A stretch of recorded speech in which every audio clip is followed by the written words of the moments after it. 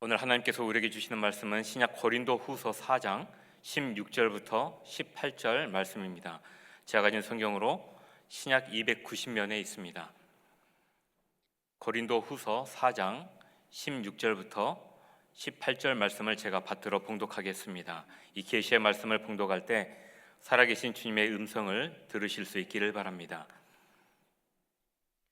그러므로 우리가 낙심하지 아니하노니 우리의 겉사람은 낡아지나 우리의 속사람은 날로 새로워지도다. 우리가 잠시 받는 환난에 경한 것이 지극히 크고 영원한 영광에 중한 것을 우리에게 이루게 함이니 우리가 주목하는 것은 보이는 것이 아니요 보이지 않는 것이니 보이는 것은 잠깐이요 보이지 않는 것은 영원함이라. 아멘.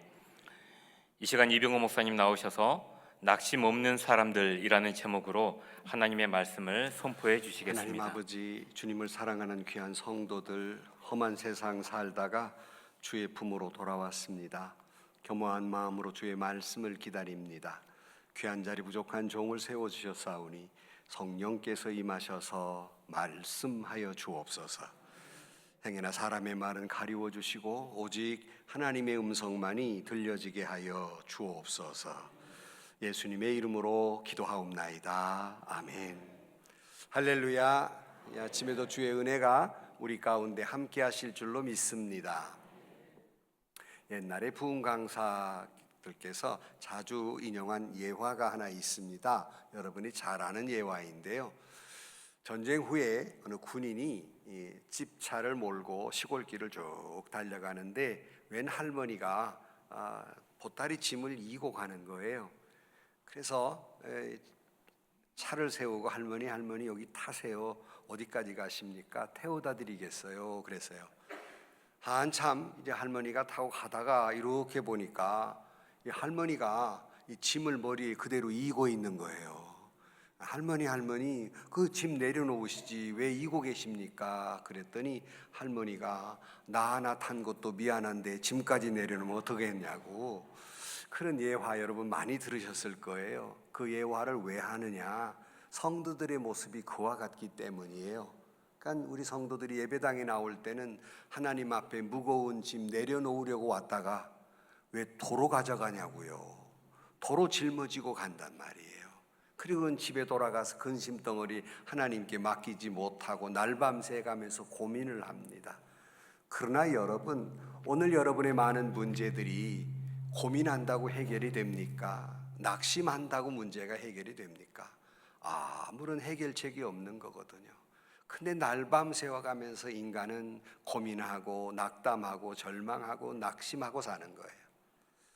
제가 좋아하는 그 아동문학가인 최여섭 목사님의 글에 보면 인생은 모자익 같다. 그래서 모자익 인생이다. 이렇게 표현해요.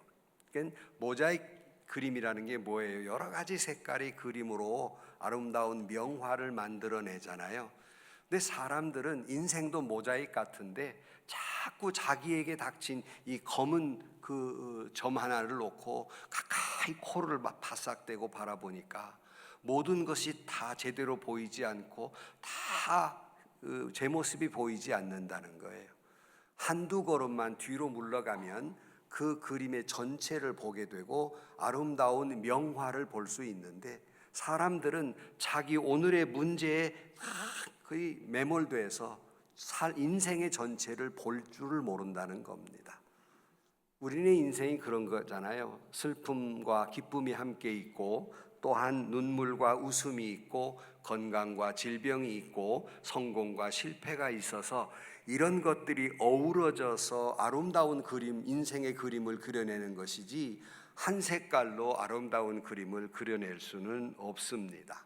그런데 우리도 모르게 어느 날 내 삶에 스며든 그러한 묵직한 검은 점 하나 때문에 여기에 매몰돼서 그저 고통스러워하는데 한 발짝 물러가면 그 고통스러운 마지막 한 점이 명화를 완성시키는 귀한 것이 될 수도 있다는 사실이에요.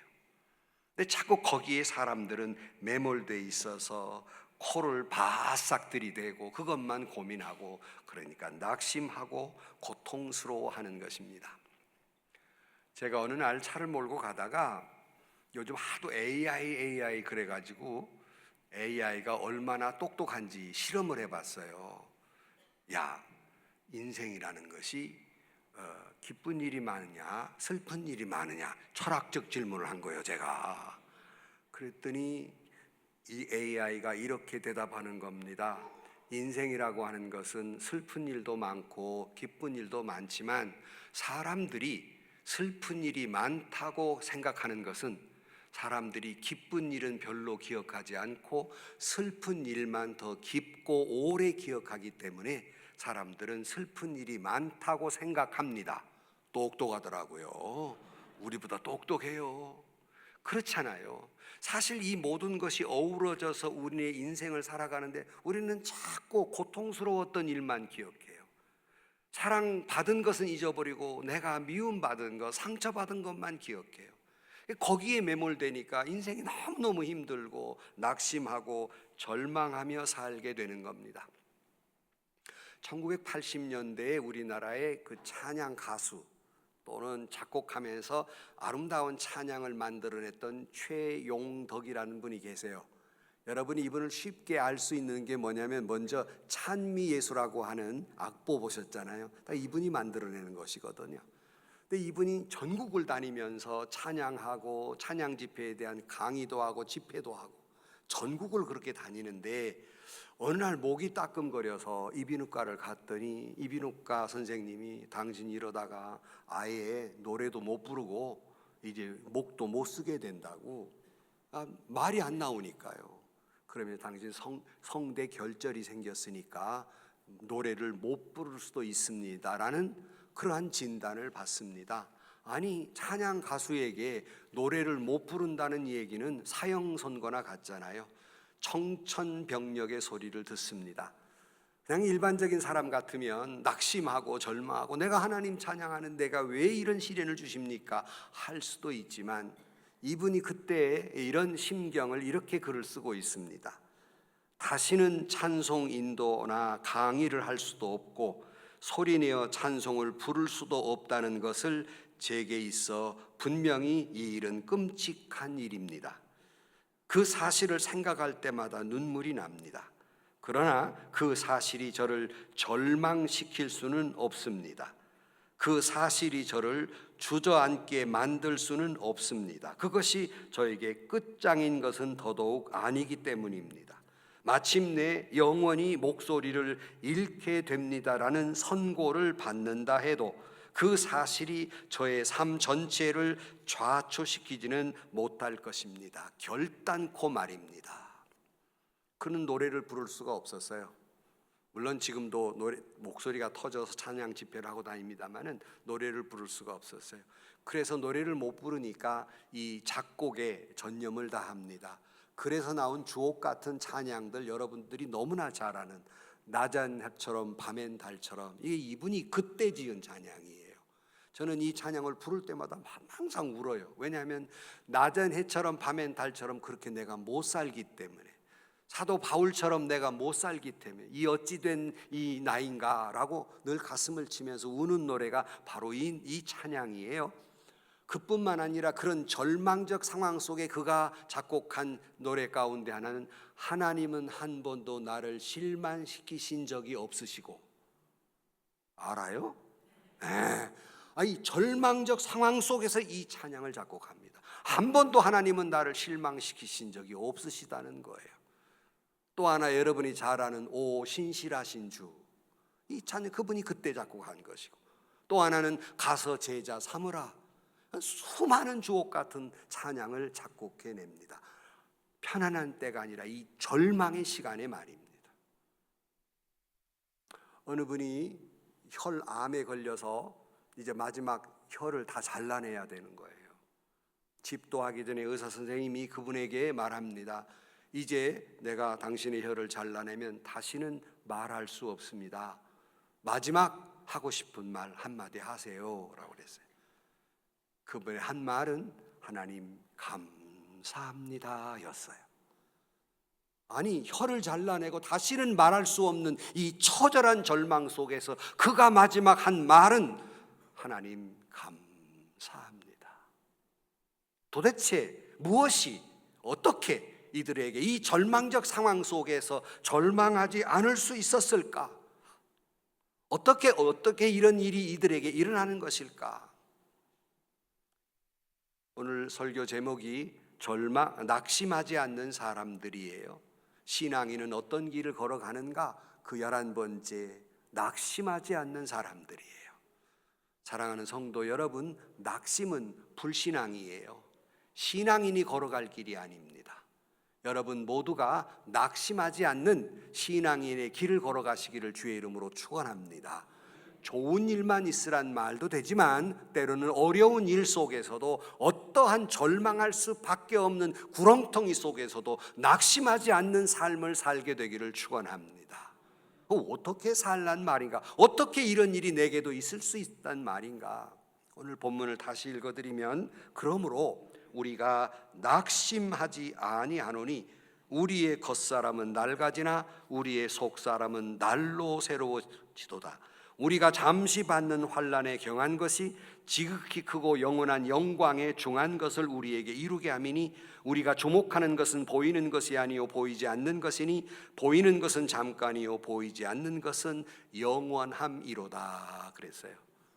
우리 이 말씀을 읽다 보면 무슨 부잣집 도련님이 너무 편안하니까 이따오 소리 하지라고 생각할 수 있지만, 사도 바울이 이 말을 하는 정황은 지금 편안한 가운데 있는 것이 아니라 복음을 전하는 것 때문에 매도 수없이 맞고 감옥에도 수없이 갇히고 또한 죽을 위기를 수없이 맞고 배고픔과 처절한 고통과 처절한 배신의 상처를 입어서 그들은 정말로 절망할 수밖에 없는 이 고통의 한 복판에서 그가 고백한 신앙 고백입니다.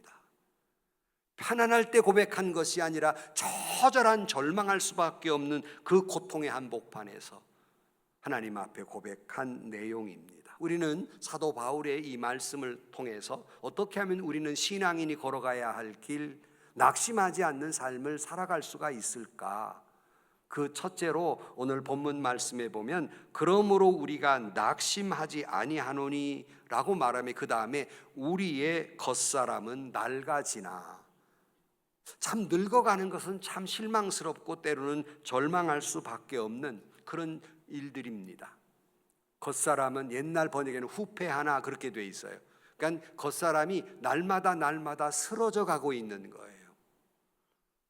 한때는 빛나는 청춘의 시절이 있었지만 하나님의 영광으로 하나님 앞에 가득 찬 인생을 살았지만 세월이 지나가면서 그와 같은 젊음의 광채는, 아름다움은 쓰러져 가기 시작하는 거예요. 아무리 믿음 좋은 사도 바울이라도 이 문제는 참 아픔이었어요. 저는 성안교회를 늘 희망적으로 더욱 보는 것은 젊은 분들이 많이 있다는 거예요. 그러나 여러분, 젊은이 여러분, 다 옆에 앉아 계시는 이 나이 드신 어른들 이런 말을 하잖아요. 너 젊어봤냐? 나도 젊어봤다. 너 늙어봤냐? 나는 늙어봤다. 감동이 없는데? 여러분, 옆에 계신 분들이 좀 현찮게 보여도 한때 잘 나갔어요.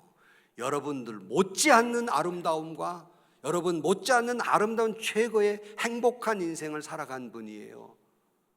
여러분, 우리 나이 많은 권사님 한때는 연분홍 치마가 봄바람에 휘날리면서 살던 분이에요. 왜 그래요? 다 그분도 잘 나가던 시절이 다 있었다고요. 그러나 나이를 어떻게 막아요? 나이 든 거 어떻게 막아요? 그게 슬픔이에요. 그러니까 길을 쓰고 노래를 부르잖아요. 내 나이가 어때서? 제일 싫어하는 노래예요. 내 나이가 어떻게 늙었지 뭐 별 수 있나? 그래도 내 나이가 어때? 누가 시비한 적 없는데 왜 그 노래를 부르고 야단이에요? 나이 들면 나이 든 값을 해야지. 나이 들면 나이 든 대로의 멋이 있는 거예요. 그래도 아무도 동감을 안 해 지금. 그래도 그런다고 나이 안 들어갑니까? 다 찬란한 젊은 시절이 있는 거예요. 지금 젊은이들 훨씬 더 멋있게 살았던 시절이 있었던 거예요. 사람들은 자기 나이를 거부하죠. 그래서 지금도 프로이드는 연령 거부증이라는 단어를 씁니다. 연령 거부증이라는 단어를 쓰는 이유가 뭐냐면 하루는 이분이 야간 열차를 타고 가다가 잠자다가 일어나 가지고 그 열차의 그 자기 방문을 이렇게 바라보는데 거기서 왜 늙은이가 하나가 턱 나타나는, 깜짝 놀래 보니까 저야 저 자기 거울에 비친 자기의 모습이었어요. 그러면서 만들어낸 단어가 연령 거부증이에요. 여러분도 안 그래요? 때로는 밤에 자다가 일어나 화장실에 가서 거울을 보니까 왜 노인네가 얼쩡거려요? 뭐 안장로님 안 그래요? 왜 노인네가 저 누구야? 나야 나. 그건 좀 괜찮아. 어느 날 보니까 우리 아버지가 얼쩡거려. 이거 누구야? 우리 아버지 얼굴이 막 거기서 확 지나가는 거예요. 이 연령 거부증이 나이 듦을 거부하는 거예요. 그런다고 나이가 안 들어요. 겉사람은 후패하나 늙어질 수밖에 없는 것이다 하는 거예요. 근데 사도 바울이 이 글을 쓸 때의 나이가 한 50대쯤 되었다고 추정이 됩니다. 요즘 같으면 50대 청년, 60이도 청년. 그러나 이 당시에 평균 나이에 보면 대단히 나이가 든 때예요. 그러니까 그는 정말 실망스러웠어요. 내가 겉사람이 후패해져 가는구나, 점점 쓰러져 가는구나, 이걸 인정하고 있어요. 그러나 사도 바울이 그런 가운데도 낙심하지 않는다는 거예요. 여러분, 늙었다고 낙심하지 마세요. 낙심하지 않는 거예요. 어느 날 한 소년과 할아버지가 호숫가에, 노을 지는 호숫가에 앉아서 할아버지가 지혜를 가르칩니다. 사계절은 왜 오는가? 인생이란 어떤 것인가? 살아보니 이렇더라. 얘기를 쭉 하는데 손주 녀석이 질문을 합니다. 할아버지, 하나님 본 사람 있어요? 이렇게 물었어요. 뜬금없는 질문에 할아버지가 이렇게 노을을 바라보더니 이렇게 대답합니다. 얘야, 나는 지금 세상 것에서 점점 하나님 외에는 아무것도 안 보인단다 그랬어요. 그게 무슨 말이에요? 젊었을 때는 세상이 좁다고 여기저기 뛰어다니지만 나이가 들고 보니 자꾸 어디에 집중되냐면 하나님에게 집중되고 신앙의 뿌리는 깊어져 간다는 말씀이고 속 사람은 좀 더 영적으로 깊어져 간다, 심오해진다, 그런 말이에요. 그러니까 사도 바울이 겉사람은 점점 쓰러져 가지만 내 영은 날마다 새로워진다, 하나님과 더 깊은 관계를 가진다, 그러니 낙심하지 않는다, 그런 말씀이에요. 나이가 있건 나이가 젊건 사랑하는 성도 여러분, 우리의 육신은 태어난 순간부터 자꾸 이제 쓰러져 가요. 그렇지만 여러분, 우리가 결코 낙심하지 않는 것은 여러분의 영혼이 하나님과 더 가까이 가고 주님을 가까이 바라보고 사니 낙심하지 않는 인생을 살아가시기를 주의 이름으로 축원합니다. 여기 자매님들이 계시지만 나이가 어느 정도 먹으면 화장이 아니라 환장이라고 그러잖아요. 왜 그런데 화장을 환장이라고 하는데 아무래도 환장하게 안 이뻐진대 이렇게 하고, 그냥 아무리 여기다 페인트 칠을 해도 안 된다는 거예요. 그래서 이뻐진다고 보톡스를 맞고 별짓을 다 하지만 우리 집사람이 가끔, 여러분 여기 나이들 오늘 교회 나온다고 화장하고 왔잖아요. 그게 화장이 아니라 환장이야. 왜? 눈썹을 그는데 계속 짝짝이야. 자꾸 이렇게. 그러니까 우리 사람이 여보 반트 됐어? 나한테 이러고 달라더라. 이게 짝짝이 아니냐 이거죠. 아무리 발라도 옛날 젊은 시절처럼 이뻐지지 않잖아요. 그러니까 마음이 너무 괴로운 거예요. 나이 든 것이 결코 좋은 일이 아닙니다. 괴로운 일이죠. 힘든 일이죠. 그렇지만 여러분, 나이 듦에 아름다움이 있는 겁니다. 때로는 우리에게 하나님, 나에게 왜 이런 일이 일어납니까? 종종 이렇게 하나님께 묻곤 합니다. 그러나 언제나 여러분 잊지 마실 것은 나의 이 문제 너머에 하나님의 뜻이 있고 목적이 있다고 아는 사람은 절망하지 않습니다. 실망하지 않아요. 그래서 영어로 God's purpose behind your problem이라는 말이 있어요. 그러니까 당신의 문제 뒤에는 항상 하나님의 목적하심이 있다는 거예요. 그래서 믿는 사람들은 실망하지 않습니다. 내가 아픈 건 사실이에요. 늙어가는 것도 고통스러운 거지요. 아픈 건 사실 아프지 않다는 말이 아니라 당신의 고통 뒤에는 하나님의 뜻이 있다는 거예요. 아프지만. 그래서 로마서 8장 28절 말씀에 우리가 알거니와 하나님을 사랑하는 자 곧 그 뜻대로 부르심을 입은 자들에게는 모든 것이 합력하여 선을 이루느니라 그랬습니다. 그러므로 여러분, 오늘 내게 닥친 질병도 실패도 가난도 실직도 실수도 이 모든 하나님 목적 안에 있는 것이다, 우연은 하나도 없다 하는 사실을 기억하면서 여러분 결코 낙심하지 않는 여러분들이 되시기를 주의 이름으로 축원합니다. 두 번째는 오늘 본문에 보면 잠시 받는 환난에 경한 것이라는 표현하는데, 이 표현을 보면 좀 화가 나요. 왜냐하면 내가 당하는 고난은 죽을 것 같은데 이게 경하다고 표현하거든요. 가볍다고 표현하니까 아니 우리의 고통을 지금 이렇게 가볍게 여기시는가 하는 생각이 들어요. 성경은 그 말이 아닙니다. 이 말은 비교해서 경하다는 말이에요. 무엇과? 앞으로 받을 영광과 비교해서 지금 당하는 고난은 죽을 것 같지만 나중에 보면 이건 경한 것이었다, 그런 뜻으로 경하다라고 표현하고 있어요. 이 현실 고통과 영광을 상대적으로 견주어서 하신 말씀입니다. 누구나 다 고통 가운데 있을 수 있어요. 중요한 건 어떤 관점에서 보느냐예요. 내가 세상적인 관점에서 보느냐 신앙인의 관점에서 보느냐예요.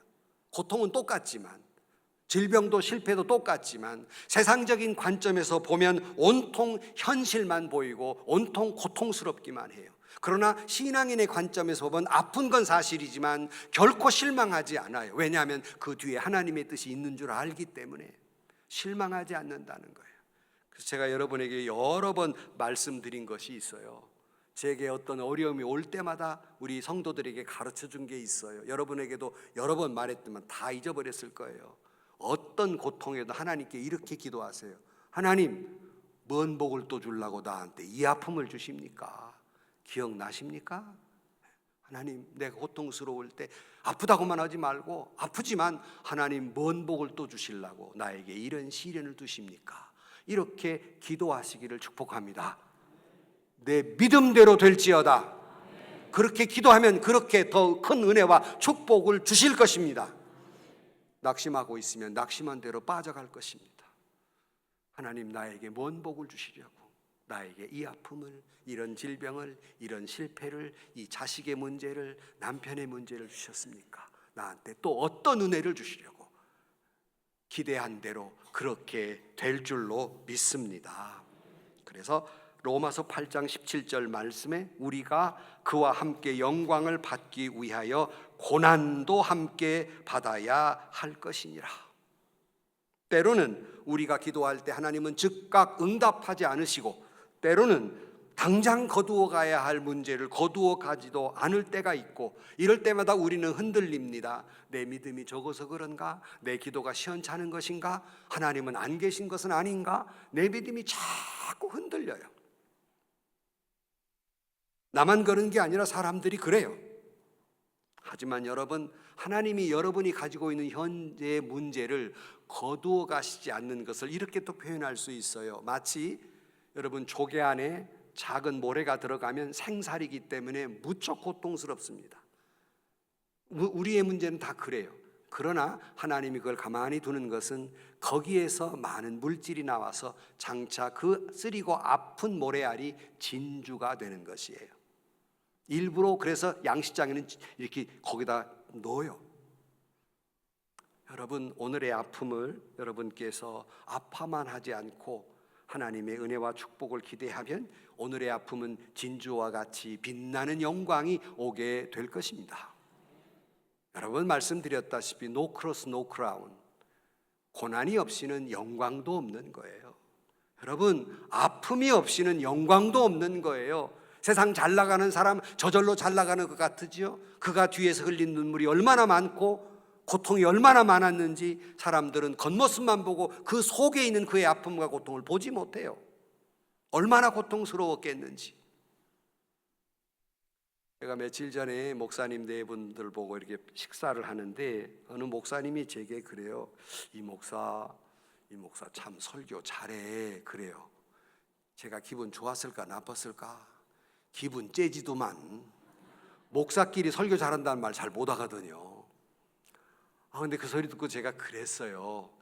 나는 이 대목에서 나는 억울한 면이 있어요. 그랬더니 사모님들이 뭔 억울해요? 목사님 설교만 잘하는데. 아니, 난 억울한 것이 뭐냐면 내가 좀 말을 술술 잘해서 그렇지 그렇다고 준비도 술술 잘 되는 게 아니야.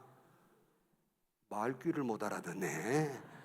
내가 말을 술술 잘하면서 쉽게 하는 스타일이어서 듣기는 쉬울는지 몰라도 준비의 과정은 얼마나 쇠가 빠지는지. 안 알아줘. 남들이 안 알아줘. 쉰 줄 알아. 나 이 대목에서 나는 억울해. 그래서 사모님들이 우리는 목사님 입만 벌리면 은혜로운 말이 나오는 줄 알았더니 그게 아니구만요. 내가 그래서 억울하다니까. 내가 그랬어요. 제가 섬기는 교회에 나이 많은 할머니 권사님이 원색적으로 그대로 말할게요. 아이고 목사님은 거미 똥구멍에 거미줄 술술 나오는 것처럼 술술술 잘하시더만요.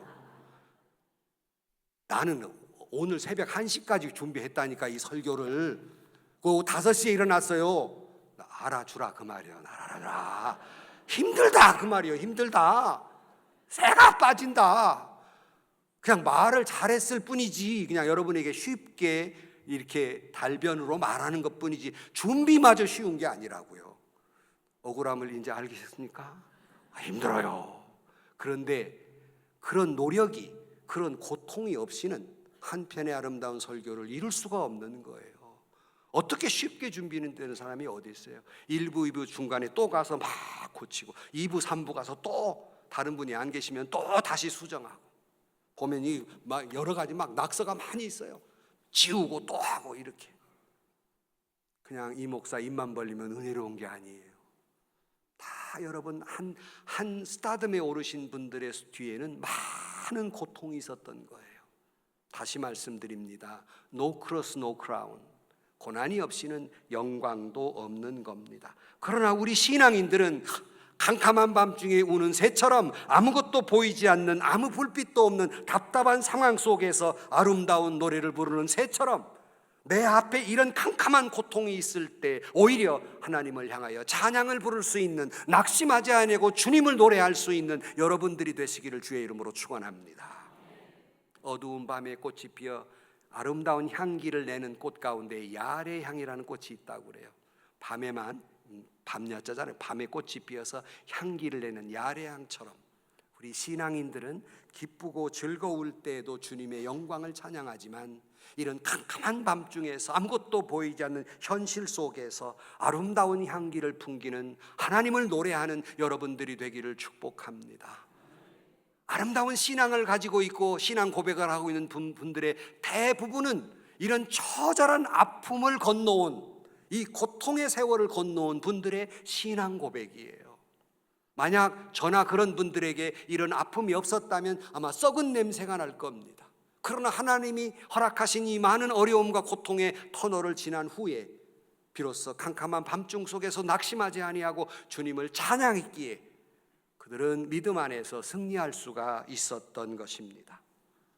때로는 오랫동안 내 기도에 응답이 없고 내가 그렇게 가난에 벗어나기 위해서 기도하고 믿어도 도무지 가난에 벗어나지도 못했고 열심을 다해 노력해도 하는 사업들의 실패가 거듭될 때 우리는 믿음의 회의를 느낍니다. 그리고는 오늘처럼 목사가 모든 것이 합력하여 선을 이룬다고 믿음대로 된다고 설교할 때마다 도무지 그 말에 은혜가 되지 않고 거짓말처럼 여겨지며 나하고는 전혀 상관없는 말처럼 느껴지며 저 목사 오늘 또 희망 고문하고 있네 라는 느낌을 받는 성도들이 이 자리에 있을 수 있어요. 그 심정을 10번 100번 이해합니다. 그러나 분명히 드릴 수 있는 것은 오늘 내가 기도할 때 내 기도대로 응답하시는 것은 하나님이 일하고 계시는 것이고 오늘 내가 기도했는데 응답하지 않는 것은 하나님이 더 큰 일을 하고 있는 중이다. 아멘은 5명밖에 안 해요. 다시 말씀드립니다. 내 기도에 응답하시는 것은 하나님이 일하시는 것이고 내 기도에 아직 응답하지 않는 것은 더 큰 일을 하고 계시기 때문이다. 아멘. 그러니까 낙심하지 않는 거예요. 우리는 문제를 통해서 하나님의 영광을 보고 더 큰 은혜를 바라보게 되니 신앙인은 어떤 절망 속에서도 낙심하지 않는 사람들, 그렇게 살아가시기를 주의 이름으로 축원합니다. 그래 로마 8장 18절 말씀에 현재의 고난은 장차 우리에게 나타날 영광과 비교할 수 없도다 그랬습니다. 끝으로 세 번째로 우리가 낙심하지 않는 사람들, 오늘 18절에 보면 우리가 주목하는 것은 보이는 것이 아니요 보이지 않는 것이니 보이는 것은 잠깐이요 보이지 않는 것은 영원함이로다 그랬는데, 여기 주목하다라는 말 스코페인이란 말인데 그냥 이렇게 보았다는 것이 아니라 눈을 뚫어지게 봤다는 거예요. 사도 바울은 이런 어려움 속에서 하나님을 뚫어지게 바라봤다는 겁니다. 저는 별 보기를 참 좋아해요. 이제 별을 공부할 시간이 없어서 공부하지를 못했지만 겨우 북두칠성이나 이렇게 가늠하는 뭐 그런 정도의 실력밖에 안 되지만 별 보기를 좋아해요. 그래서 차를 몰고, 차박이라는 걸 알잖아요. 차 몰고 가서 캄캄한 시골에 가야 돼. 왜냐하면 빛이 있는 도시에는 별을 볼 수가 없어요. 그래서 아무것도 안 보이는 곳에 가야 별빛이 찬란하게 빛나는 걸 볼 수 있습니다. 늘 그 별을 보면서 신비한 느낌을 들면서 나의 이 왜소함, 우주 만물을 창조하신 하나님을 마음껏 내 마음속에 느끼고, 또한 그 별이 반짝일 때 빛의 속도로 15억 년을 달려와 내 눈에 비친 그 달빛, 별빛을 보면서 이 우주가 얼마나 위대한가, 이걸 창조하신 하나님이 얼마나 위대한가를 늘 느끼는데, 그런데 그 별을 볼 수 있는 건 캄캄한 밤중이어야 합니다. 세상 사람들이 왜 하나님을 보지 못하냐면 세상의 화려한 불빛에 취해 있기 때문이에요. 도시에서는 별이 보이지 않듯이 세상에 취해 있는 사람은 하나님이 보이지 않아요. 하나님의 영광이 보이지 않습니다. 여러분, 마귀가 예수님을 시험할 때 높은 곳에 올라가 세상 영광을 보여줍니다. 부귀 영화를 보여주어요. 왜 그랬을까? 사람들은 눈에 보이는데 욕망을 갖고 있고 욕심을 갖게 되고, 그럴 때 사람들은 하나님을 보지를 못해요. 마귀의 유혹은 바로 그런 거예요. 여러분이 살아가는 세상과 물질과 쾌락이 여러분을 행복하게 만들 것 같고, 여러분이 성공하게 만들 것 같이 보암직도 하고 먹은짓도 하고 지혜롭게 할 만큼이 보이지만, 그렇게 여러분들에게 화려한 걸 보여주고 하나님을 보지 못하게 만듭니다. 이 모든 것을 가리고 오직 여호와 하나님만을 바라볼 때 하나님의 영광이 보이게 될 것입니다. 그러므로 우리는 사람들이 보지 못하는 영광을 보고 사는 사람들이기에 결코 우리는 낙심하지 않는다 하는 거예요. 여러분이 잘 아는 종교 개혁자 마틴 루터가 딸이 있었는데 14살 먹었는데 그만 병으로 인해 이제 마지막 임종의 시간이 다가왔어요. 숨을 헐떡이는 자기 딸에게 얼마나 기가 막혔겠습니까? 물었습니다. 막달레나야, 이름이 막달레나인데 너는 나와 함께 있는 것이 더 좋으냐, 하늘에 계신 아버지께로 가는 것이 더 좋으냐, 이렇게 물었어요. 그랬더니 이 딸이 마지막 숨을 헐떡이면서 하는 말이 모든 것을 하나님께 맡기겠습니다 라고 마지막 숨을 거두었다고 해요. 여러분, 누가 봐도 애비로서 절망적이죠. 낙심할 수밖에 없죠. 고통스럽죠. 그러나 그가 후에 기록한 내용을 보면 그는 이렇게 딸을 보내며 기록하고 있습니다. 막달레나야, 편히 쉬거라. 이제 너는 하늘에 반짝이는 별처럼 빛날 것이다. 그리고 곧 다시 부활할 것이다. 우린 아주 잠깐 헤어져 있는 게야. 난 너의 죽음을 슬퍼하지 않으련다. 우린 조금 뒤에 다시 만날 터이니. 그랬어요. 루터가 딸이 죽은 낙심할 수밖에 없는 절망적 순간에 낙심하지 않는 것은 보이지 않는 영원한 나라를 바라보고 있었기 때문에 오늘의 현실에 낙심하지 않았다는 것입니다. 여러분의 눈을 열어 오늘 여기만 보지 마시고 화려한 세상을 보지 마시고 하나님을 바라보고 낙심한 일들이 있을 때마다 여호와의 영광을 바라볼 수 있기를 주의 이름으로 간절히 축원합니다. 결론으로 말씀을 드립니다. 이 마틴 루터가 종교 개혁을 하다가 너무 이 죽음의 위협을 얼마나 많이 받았는지 몰라요. 그리고 거센 저항을 받고 도전을 받게 됩니다. 마틴 루터가 너무나 힘들으니까 아무리 믿음이 좋은 사람도 영적 침체가 오고 급기야는 우울증에 걸립니다. 그리고는 자기 서재에 들어가서 2주 3주를 이 서재 밖을 나오지 않는 거예요. 믿음의 사람도 그럴 때가, 영적 침체가 있을 때가 있는 거예요. 그래서 신앙이란 늘 몇 산자를 그리는 거예요. 항상 우향하면 얼마나 좋겠습니까? 항상 몇 산을 그려요. 안 나오는 거예요. 방에 틀어박혀서 우울증에 걸려가지고. 아내인 카탈라네라가 한 번은 남편 서재에 들어가는데 상복을 입고 들어갑니다. 그러니까 마틴 루터가 누가 죽었냐고 물었어요. 그랬더니 이 아내가 이렇게 대답합니다. 하나님이 죽었습니다. 그랬어요. 깜짝 놀래 루터가 무슨 불경스러운 소리가 어디냐? 하나님이 어떻게 죽는단 말이냐? 이렇게 말할 때 카탈레나가 이렇게 대답합니다. 아니, 종교개혁을 당신 혼자만 하는 것처럼 뭘 그렇게 세상적인 모든 염려를 혼자 지고 절망하고 있습니까? 나는 당신 이 모습을 보니까 난 정말로 하나님이 죽은 줄 알았습니다. 하나님이 살아 계시다면 어쩌자고 당신이 이렇게 낙심하고 있단 말입니까? 하나님이 살아 계시다면 이렇게 낙심할 수 없지 않습니까? 라고 이야기를 했다고 그래요. 똑같은 소리를 여러분에게 합니다. 하나님이 살아 계시는데 왜 낙심하신단 말입니까? 하나님이 살아있는데 왜 절망의 자리에 앉아 있냐는 겁니까? 성안교회 교회 여러분, 하나님은 살아 계십니다. 그러므로 우리는 결코 절망할 수 없는 사람들이에요. 사탄은 정오의 악마처럼 우리에게 조바심, 낙심, 절망을 가지고 우리를 자꾸 흔들고 근심 어린 일들을 자꾸 생각나게 만들므로 하나님을 바라보지 못하게 만들고 우리를 절망하게 만들고 마는 거예요. 어떤 흑인 목사님의 고백에 보면 이런 글이 있습니다. 만일 주님께서 성경에 나에게 돌담을 뛰어넘으라고 하신다면 나는 그대로 순종할 것입니다. 뛰는 것은 내가 할 일이고 뛰게 하시는 분은 누구다? 하나님이십니다. 이 말의 뜻이 뭔지 아십니까? 우리는 돌담을 뛰어넘으라고 말씀하시면 우리는 잽니다. 돌담이 몇 미터인지, 내가 뛸 수 있는지 없는지, 내 나이에 이게 되는지 안 되는지, 뭘 받침을 해야 돼, 온갖 계산을 다 합니다. 이 흑인 목사의 고백은 그렇게 하지 않는다는 거예요. 얼마나 높는지 그거 필요 없다. 나는 무조건 뛸 거라는 거예요. 나는 무조건 뛰면 누가 넘게 하신다고요? 하나님이 하실 거니까. 나는 하나님이 뛰라고 그럴 때는 하나님이 하실 거니까 뛰었다는 얘기예요. 이 얘기를 조금 더 풀어 말씀을 드리면, 여러분, 모세가 이스라엘 백성들을 홍해를 건너게 했잖아요. 데리고.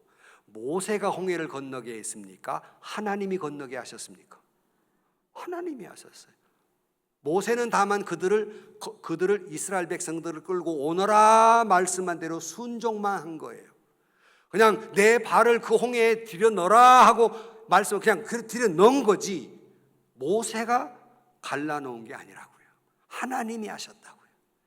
오늘 또 여러분들에게 하시는 말씀은 여러분들에게 순종만 하면 하나님이 하시지 내가 하는 것이 아닌데, 내가 하는 것처럼 생각하니까 실망하고 낙심하고 절망하고 주저앉아 버리고 마는 거예요. 다시 말씀드립니다. 여러분이 하는 것이 아니라 하나님이 하십니다. 하나님이 살아계십니다. 왜 절망하십니까? 왜 낙심하십니까? 왜 낙담하십니까? 하나님이 살아계신데. 오늘 한 주간 동안 여러분 이 말씀만 기억하시고, 어떤 어려움이 어떤 낙심된 일이 있을 때마다 주일날 목사님이 하나님 살아계신다 그랬지, 누가 절망하면 그렇게 낮에 못 들었어, 하나님 살아계신다 그랬잖아, 꼭 그렇게 하세요? 뭐더러 주일날 설교 들어요. 그러려고 설교지. 누가 하나님 살아계시잖아, 하나님 살아계시잖아. 그러므로 우리는 결코 낙심할 수 없는 거예요. 어떤 절망에도 낙심할 수 없는 거예요. 절망할 수 없는 거예요. 어떤 일이 나든지 간에. 저도 나이가 들면서 때로는 저 자신에게 실망스러울 때가 있어요. 저도 설교를 하고 여러분 이렇게 설교를 하고 가잖아요. 가면은 한 이틀은 꼼짝 못해요. 힘들어가지고. 별로 안 알아주네. 옛날에는요, 주일날 새벽 설교, 설교 4번, 외지에 나가 설교 행사 2번, 7번에도 끄떡 없었는데 이제는 힘들어. 나이가 드니까 힘들어요. 그러나 여러분, 오늘의 우리의 아름다움은 어디 있습니까? 특별히 여기 자매님들 많이 계시는데 뭐 보톡스 맞고 그런다고 아름다워지는 게 아니잖아요. 제가 늘 이런 말을 해요. 술집 아가씨가 아무리 좋은 옷을 입고 화려하게 화장을 해도 내 보기에 천박할 뿐이다. 다만 자식을 위해, 남편을 위해 화장할 새도 없이 민낯으로 이리 뛰고 저리 뛰는 어머니들의 얼굴이 얼마나 아름다우냐. 여기서 좀 감동을 여러분들이 하셔야잖아. 아무리 화려하게 꾸며도 그건 천박할 수밖에 없어요. 그러나 믿음의 어머니, 기도의 어머니, 아내로서, 어머니로서 평생을 얼굴 꾸밀지도 모르고 살았지만 어머니의 얼굴은 아름다운 거예요. 그러므로 절망하지 마십시오. 낙심하지 마십시오. 하나님이 계시고 하나님이 역사하시는데 뭘 낙심하십니까? 뭘 절망하십니까? 주님이 살아계신데 말입니다. 그래 시편 121편에 보면 내가 눈을 들어 산을 보라, 천지 만물을 지으신 여호와께서 나를 도우신다고 시편 121편 1절에서 2절 고백하고 있지 않습니까? 오늘도 여러분의 삶이 고단하고 힘들어도, 때로는 삶에 지쳤어도, 낙심할 수밖에 없는 일들이 있어도 오직 여호와 하나님을 바라보고 하나님이 살아계심을 믿고 낙심하지 아니하고 캄캄한 밤중에 아름다운 노래를 부르는 새처럼 주님을 찬양하며 믿음으로 승리하며 살아가는 여러분들이 되시기를 주의 이름으로 간절히 축원합니다. 기도하십시다. 하나님 아버지, 인생의 고단함 속에, 늙어감 속에 때로는 실망도 하고 좌절도 하지만 여호와 하나님이 살아계시고 하나님이 역사할 것을 믿고 여호와의 영광을 바라보며 믿음으로 승리하는 저희들이 되게 하여 주옵소서. 신앙인은 결코 낙심하지 않는다, 이 말씀을 기억하고 이번 한 주간도 하나님이 살아계심을 선포하며 살아가게 하여 주옵소서.